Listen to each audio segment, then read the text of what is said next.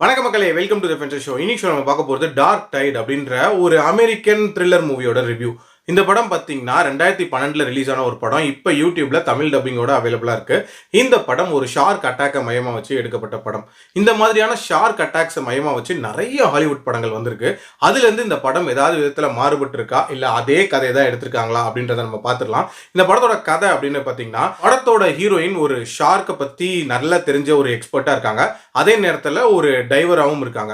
இவங்களோட கூட வேலை பார்க்குற அந்த கொலீக் இந்த மாதிரி ஒரு கட்டத்தில் டைவ் பண்ணும்போது ஷார்க்னால அட்டாக் பண்ணப்பட்டு இறந்து போயிடுறாரு. அதனாலேயே இவங்க அந்த கடலுக்குள்ள இறங்குறத தவிர்க்கிறாங்க அப்படின்னே சொல்லலாம். கிட்டத்தட்ட 1 இயரா இறங்கிருக்கவே மாட்டாங்க.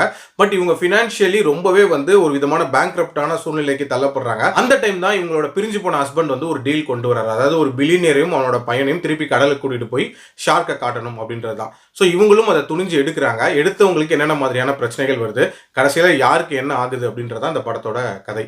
எனக்கு இந்த படத்தில் பிடிச்ச ஒரு விஷயம் அப்படின்றது, இந்த படம் ஆரம்பிச்சு கொஞ்ச நேரத்திலே பார்த்தீங்கன்னா அந்த ஷார்க் அட்டாக் ரிலேட்டட் சீன்ஸை காட்டிடுவாங்க.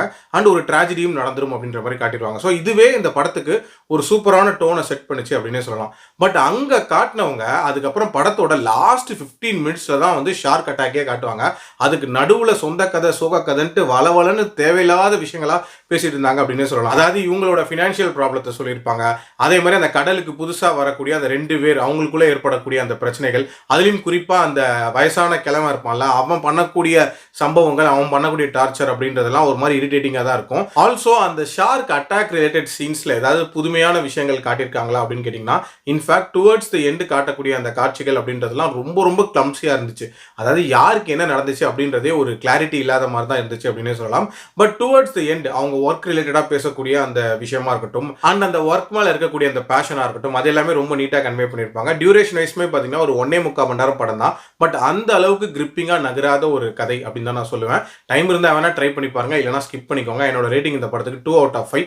அடல் கண்டென்ட்டை பொறுத்த வரைக்கும் மைல்டாக சில லிப் லாக் சீன்ஸ் இருக்குமே தவிர மற்றபடி பெருசாக எதுவுமே இல்லை. மீண்டும் அடுத்த விமர்சனத்தில் சந்திக்கிறேன். நன்றி, வணக்கம்.